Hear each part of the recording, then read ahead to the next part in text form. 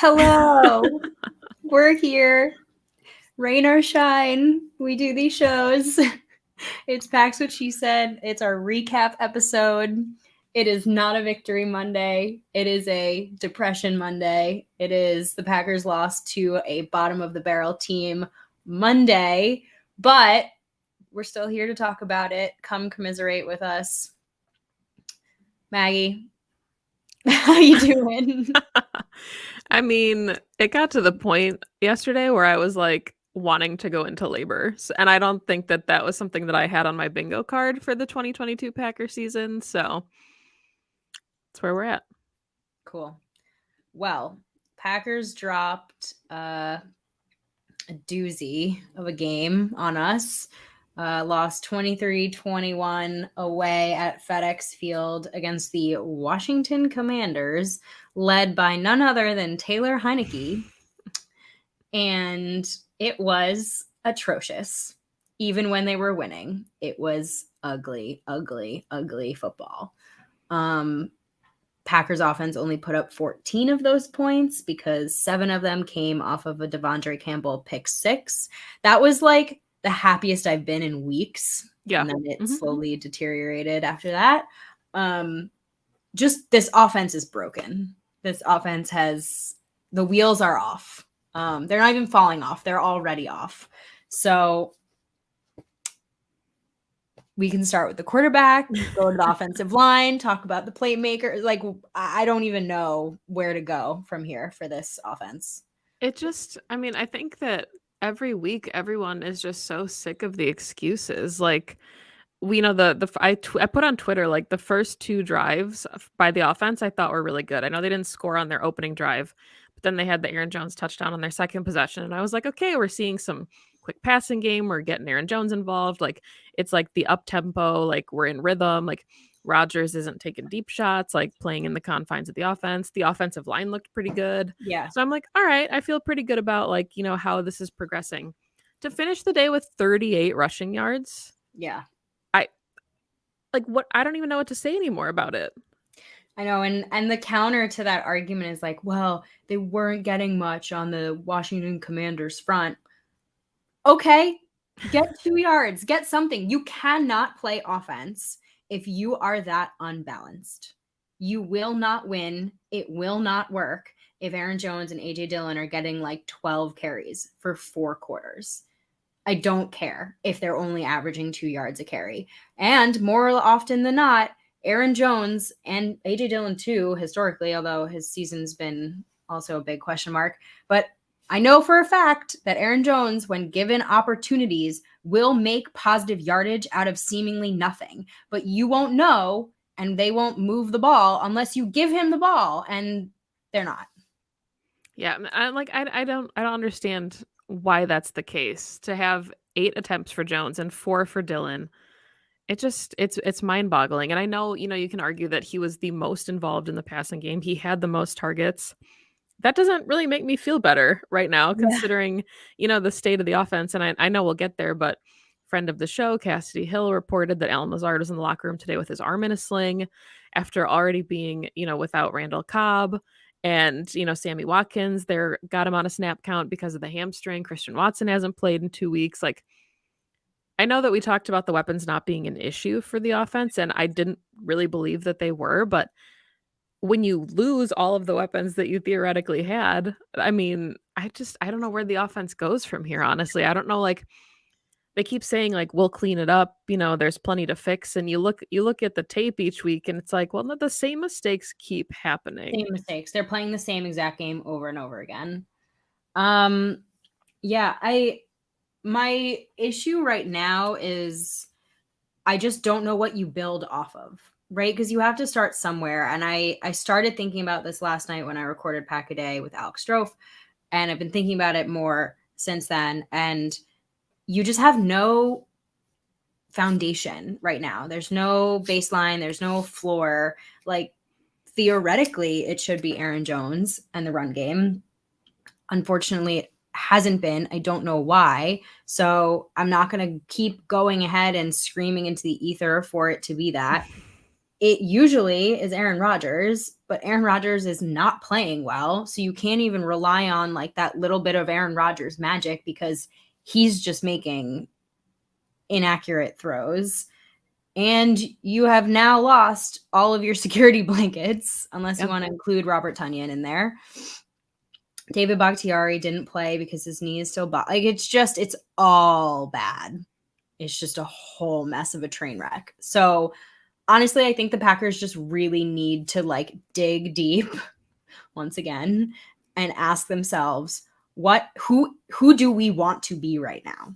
Do we want to be a team that just can't do anything right? Or do we want to say, okay, these one or two things are what's working well? For me, it's Aaron Jones and attacking the middle of the field. That's like where Rodgers has been really, really nice this season. And then go from there. Or do we want to just keep asking per our quarterback's words, what the fuck are we doing? Yeah. And I mean, I think part of it too is like we hear the front office, or not the front office, we hear the coaching staff say that they're making changes, and they did, right? Like the offensive line, they talked about like, we're looking things over, and then they went into the game with a plan. And it's unfortunate that David Bakhtiari couldn't play because of the knee, but the offensive line held up well going against the Washington front. For all the expectations that we had about how much they would struggle, Rodgers didn't take a sack. He was hit once. So maybe that's where you start. Like there has to be a place to start, but there's no building blocks. And I think that's what's so confusing. And each game we come out of this with Matt LaFleur saying it's execution, with Aaron Rodgers saying, we need to be better. But there's no they're definitely not on the same page as far as what, LaFleur wants to run and what Rodgers wants to run. And that can't make it any easier for a guy like Romeo Doubs, who's supposed to, kind of be in a larger role in this offense. Yeah. Just because there's no other options available. Like it's got to be really tough to be a young guy right now trying to figure out what the hell you're supposed to be doing. I completely agree with you. I mean, the Packers are not playing the way they should be playing to be successful. I feel like that's on Rodgers. Like he's the one out there actually putting the ball where he wants it to go. And I agree, it could be totally confusing for a young guy who's studying the playbook from his coach, but then also expected to somehow have this like telepathy with his quarterback, which maybe he'll get there eventually. He's had some really nice moments with Rodgers so far, coming back to the ball and back shoulder throws, etc. But he's not going to have that right now. He had a really great interview actually post game where he was like very confident that things will click for him. I'm very confident. He has a nice quiet confidence that I like, that this offense is going to get there. He just knows that it's going to take some time. But to your point, he's basically learning two playbooks. Like they all need to know basically two playbooks. And if Rodgers wants to simplify things, then maybe we just got to go with one. And that one should be the coaches. And I think the concerning part is, I agree. I think the offense can get there. I think that we've seen things like a lot of it is just the dumb mistakes that, the guys talk about like, hey, we had a really good week of practice. All these mistakes are cleaned up. Then why isn't it translating to the actual game? If you're not making these mistakes, like, the Sammy Watkins unblocked, stop on fourth down, or Romeo Doubs could have just, if he had like an extra 2 feet, gets the first down. Just how does that stuff continuously happen? That's, I think, the question mark is like, where are these mistakes coming from? Is it that, everybody's trying to make a play and, you get like so in your head about it that you just like, you lose your assignment? Because it's week 8 now. And we kept saying like, oh, well, they'll figure it out. It's week 4. It's week 5. Like the Packers are 3-4. They have 10 games left to play. And you realistically need to win at least 6, probably 7 to get into the playoffs. And who are they playing? The Bills, the Dolphins, the Eagles, the Vikings. Like Cowboys. It's not going to get, the Rams could bounce back, Super Bowl team. Like it's not going to get any easier from here. It's just going to get progressively harder. Yeah. I have a weird take that I want your feedback on. I'm ready. And I don't know if I believe it, but I'm just going to like put it out there as a discussion topic. Okay. The Packers always feel like they play down to their competition. Do we feel like maybe going up against better competition, having that like increased level of competitiveness, do we think that they start executing better against better teams? Or are they just like so bad this season and this is not the same as the last few years and they're just going to poop the bed against the Bills? It's really kind of funny and scary that you say that because I was thinking about that today because the Rodgers comments frustrated me. How he said like maybe this is the best thing for us and like nobody's going to give us a shot in Buffalo and like Rodgers plays really well when he's got that mindset. And it kind of I mean the Packers were sitting a lot better last season, but it almost reminded me in a way of like going into Arizona. I knew you were going to say that. Without Devontae, they're an undefeated team. Like, and I'm not saying I think the Packers are going to go into Buffalo and like, show up the Bills. If they did, I would be obviously very thrilled. Don't necessarily see that happening with this team, but I was wondering that, like, is it like a competition thing? But the problem I have with that is why does Matt LaFleur, why does the coaching staff, why do the leaders on this football team let the team play down to their competition then?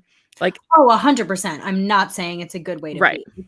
I'm just thinking more about exactly like you said, like the way Rodgers gets with the chip on his shoulder, the way this team tends to go into certain games. I was absolutely thinking about the Cardinals game last year. It's a very different team this year and they have a very different record. But I mean, I totally agree with you. This is not a good way to be. You should not only show up for games when you're playing competition that you feel is your equal or better than you. Well, and the thing is, like, I question, and I don't know, like, we've talked about how there's a lot of quiet leaders on the team, and there's not a lot of juice, and like, it just doesn't feel like there's certain energy that you'd maybe look for in a team. Like when Robert Saleh comes out of the Jets game and talks about how it's a team that you can punch in the mouth and they don't respond, like, how is that not like, just like mounted everywhere in your Yeah. locker room? Like that would piss me if somebody said like you can punch her in the mouth and she folds. I don't even like I wouldn't even be able to respond to that. That would make me so livid and angry that I would want to do like everything in my power to come out swinging the next time, and it just feels flat.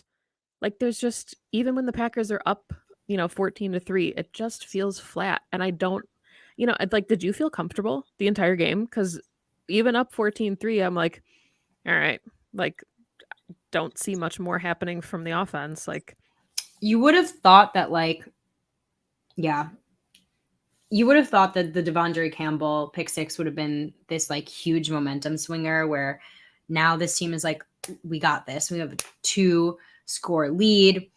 This is a bad team. We know this is our get right game. Like, let's go out there and show them.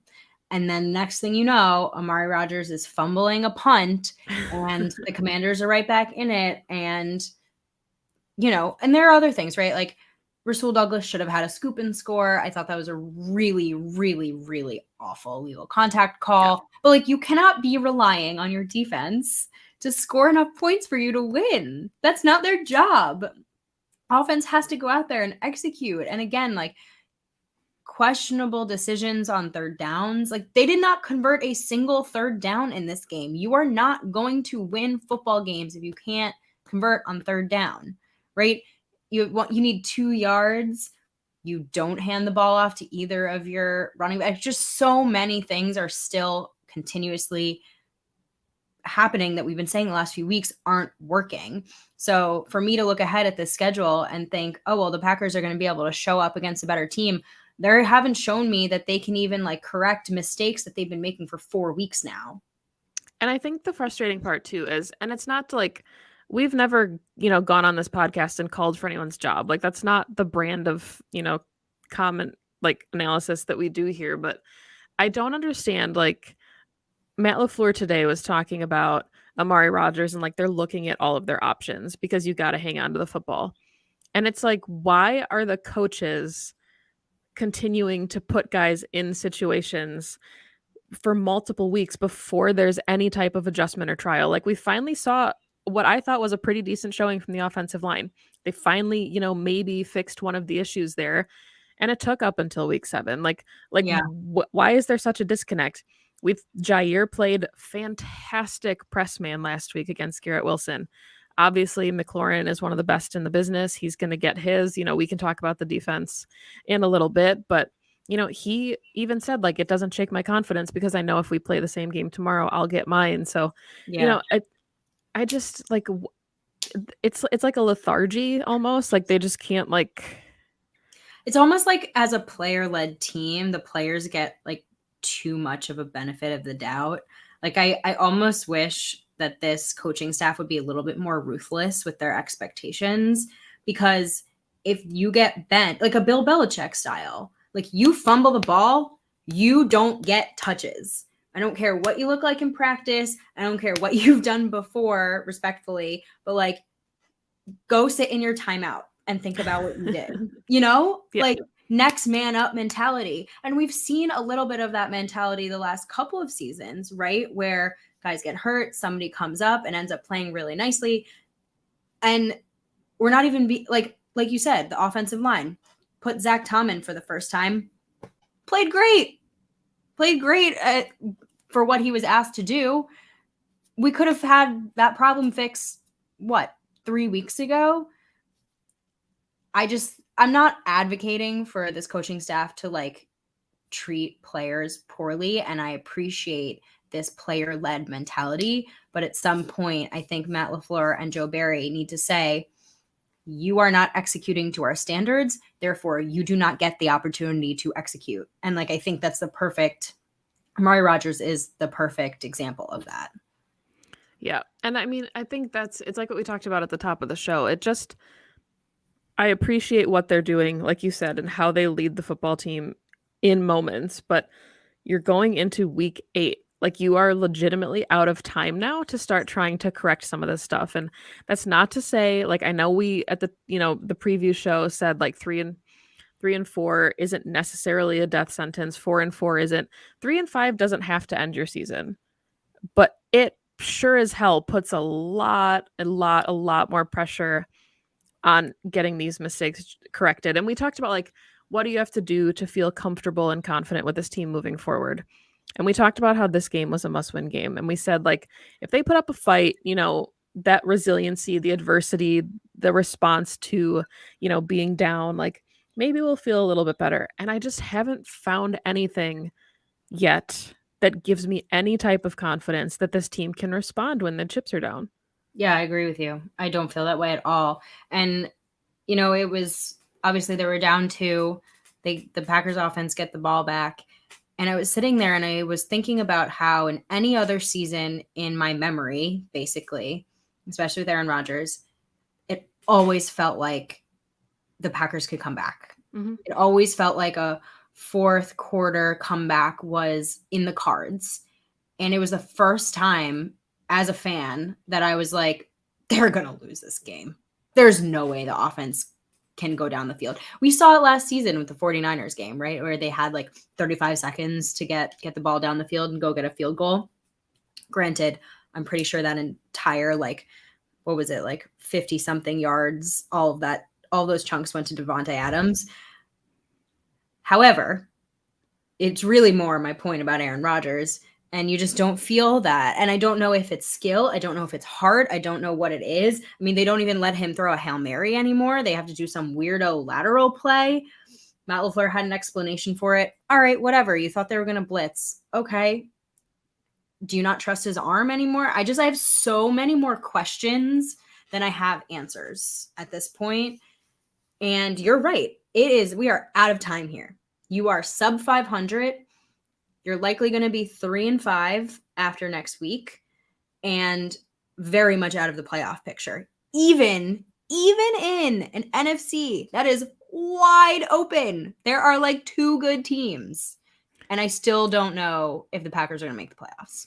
Yeah, and I think, that I was talking to Monty on Twitter about this yesterday, and that's, I think, what's so frustrating is you've got the Rams, you've got the Bucks, you've got the Niners. There's a lot of teams that were pegged and like circled in as these are going to be the playoff teams in the NFC, and none of them are performing well. So the door was like blown open, where even if you don't necessarily win the division, There's going to be wild card spots up for grabs. And what do the Packers do? They start losing all their tiebreakers to NFC opponents. If it comes down now to a 7th seed and it's the Packers and the Giants, guess who's not in the playoffs? If it randomly comes down to the Packers and the Commanders, guess who's not in the playoffs? Like, that's what's frustrating. The Jets loss stings, and we're like, okay, maybe the Jets are a better football team than we, expected them to be. It's the NFC losses that it's like, it's like the old Mike McCarthyism. You got to win all your home games. You split your division games, like, and then you have like a toss up, just a couple left to win. Yeah. And the Packers aren't even doing that. Like it. And we talked about at the top of the show how many playoff teams or quote unquote playoff teams right now are left on the schedule. The Eagles, the Cowboys, the Titans, the Vikings, the Bills, the Dolphins, like the Rams. Isn't that like 8 of their next, like, and then they've got what, the Lions and Bears? Like, okay. Yeah. No, it's bleak. It's very, very, it's very bleak out here right now for Packers fans. I do want to save some time for the defense because while I do not believe that the defense is to blame for the Packers' record at the current moment, I do find them to be very fickle. Yeah. They're playing better, right? They're clearly like they're on the precipice of being, I don't know how to say this properly, I guess. I feel like they're on the precipice of something, right? We're seeing them get to the ball a little bit more. We're seeing them rally to the ball. We're seeing Devondre start tackling better. There's a lot of things that like they're starting to get to. They're not losing the Packers games because the offense can't score points. But sometimes in like really crucial moments, they fold. And I don't think it matters really if you have 5 interceptions and fumble recoveries, etc. If when the game is on the line, you give up a first down, right? It doesn't matter anymore what you did before. You have to be able to like show up in those big moments. And that's where they're still just not doing it. Yeah. And I mean, just the energy that they had the beginning of the game, it was like Rasul Douglas looked like he was on pace for like 36 PBUs. Like they were flying around. Jair had a couple almost picks. Devondre obviously got his pick 6. They were getting pressure. Taylor Heineke had like a garbage first half, and then it's like the wheels fall off. We talk about it at what feels like the last 4 weeks where, it's the dam breaks. And I think it's just the expectation that, yes, the defense can hold teams to 14, 17 points. And I think that's kind of what's been so frustrating about this team so far is that for years it's been the offense can put up points, but the defense is going to give the game away. And now we finally have a defense that's like, hey, we gave up like 17 points. You think you can put up 20? Nope. Even if the defense spots them 7, like even if we give you a pick 6, and I think that's just, we talk about playing a complete game and firing on all cylinders, and I just don't know if that exists for the 2022 Packers. I don't know what firing on all cylinders looks like. An offense that puts up more than 14 points and a defense that gets at least 1 turnover. Like, is that playing a complete game? I don't know. The bar is so low. Like the bar is so low. No, I mean, I think that the simple answer is the Packers offense just needs to be better. I mean, that's like this defense is doing everything they can. They can't be on the field as often as they are. 37 minutes against the Commanders. You just can't. You're setting them up for failure no matter how good they play. So the offense just needs to step up. I was about to curse really badly just there. They need to step up.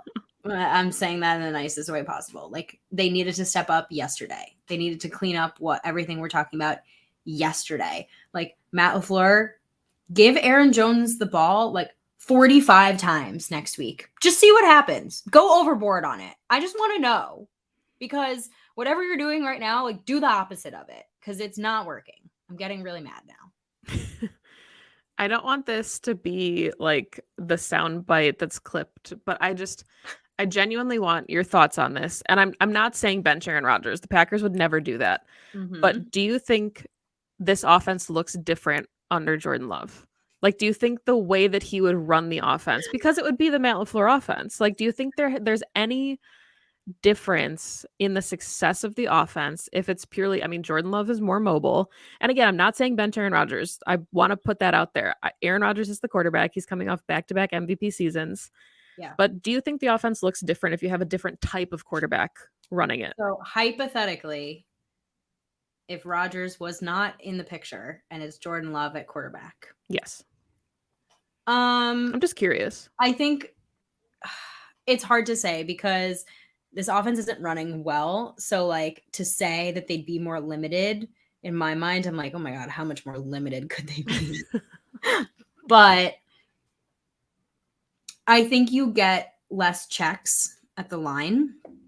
I think you get less off-scripted plays. I think you get a guy who's more willing to run for first downs. We've seen Rodgers hesitate doing that all season so far and not be able to move the chains. I do wonder what the deep passing game looks like because for all of Jordan Love's faults to this point, the guy's got a gorgeous, gorgeous deep ball. So I don't know. I think it would be a purer version of the Matt LaFleur offense. I think you would have less profanities being yelled at your teammates on the field during games. Yeah. I have wondered, to spit a hypothetical back at you. Let's say Packers are in no way, shape, or form making the playoffs. They're, I don't know, sub 500 later, like fourth quarter of this season. Do you just you're going into a year where you need to make a very serious decision about your backup quarterback. You need to decide what you're going to do, right? With Jordan Love. Do you just say the season's already a wash? We might as well answer one of our unanswered questions and play him? I don't see that sitting well with anybody. Like I don't think there's a world where Rodgers, especially if he's actually mulling retirement as severely as we think that he is, like if this could be his last season, even if this is a team that ends like 6-11, to give Jordan Love like the last couple games of the season, I think would just blow everything up. The Eli Manning treatment? Yeah, that would be the Matt Ryan treatment as of today. Yeah. But yeah, I don't know. And I know it's a crazy question. It's a crazy question. And I know no one wants to answer it or think about it. And I think it's a total lose-lose situation. I think the Packers have found themselves in a really, really, really bad spot. Bad spot for this season, a bad spot for the future. Just it's bad all around. Okay. So let's spin it back to let's go back to the season. It was fun to go down the hypothetical, but it's just, I mean, it's interesting to think about because we're talking about questions that come up when your team's playing poorly, to be quite honest with you, because we've gone through all the ways that this team in the current moment can try to fix things. They're not doing it. So your mind starts to wander. Well, and okay, the Packers are 3-4. We've already said this isn't a season-ending loss for them. Being 3-5 next week doesn't mean it's a season-ending loss for them if they leave Buffalo with a loss.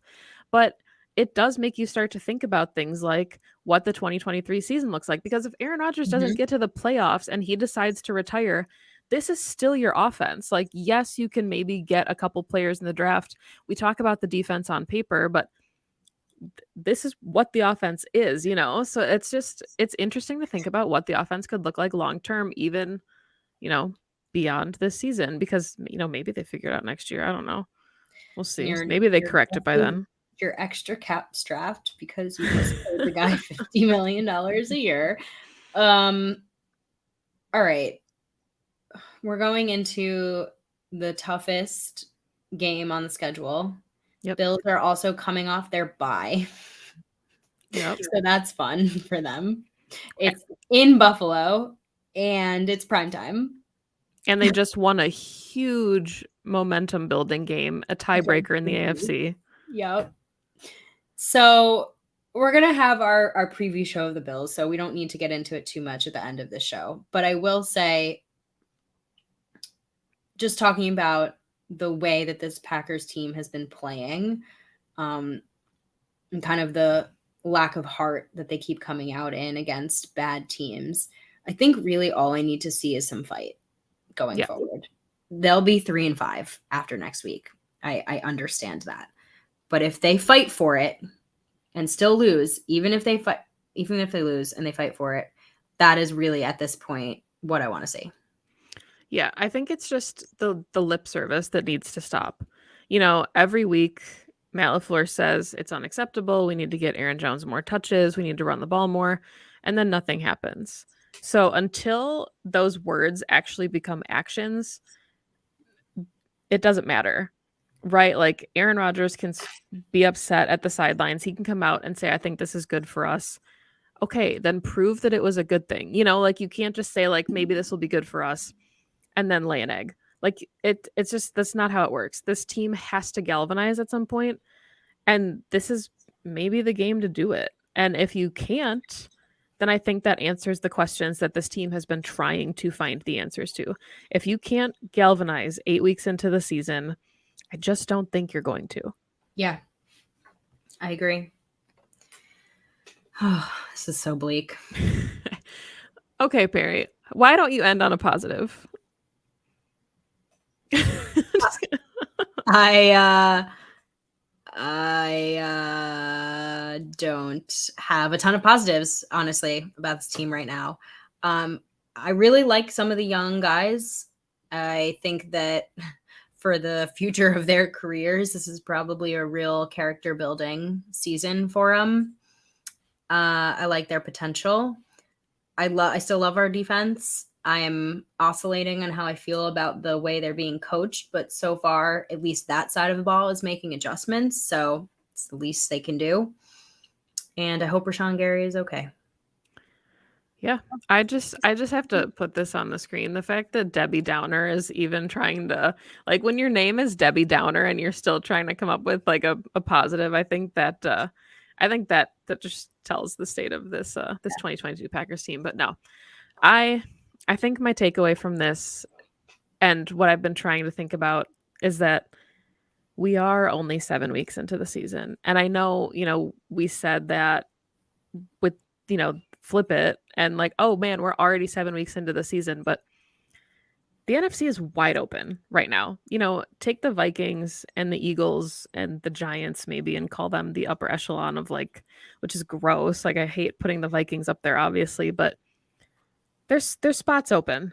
Nobody thought the Bucks were going to have this kind of season. Nobody thought the Rams were going to have this kind of season. So if the Packers can get it together and just, make something happen and go down swinging and just, start to rally and get the momentum and start to galvanize, all hope is not lost. Okay. I like it. All hope is not lost. A lot of hope is lost, but not all. Not all of the hope, just like most of the hope. Just like 85%. Still a B. Oh gosh.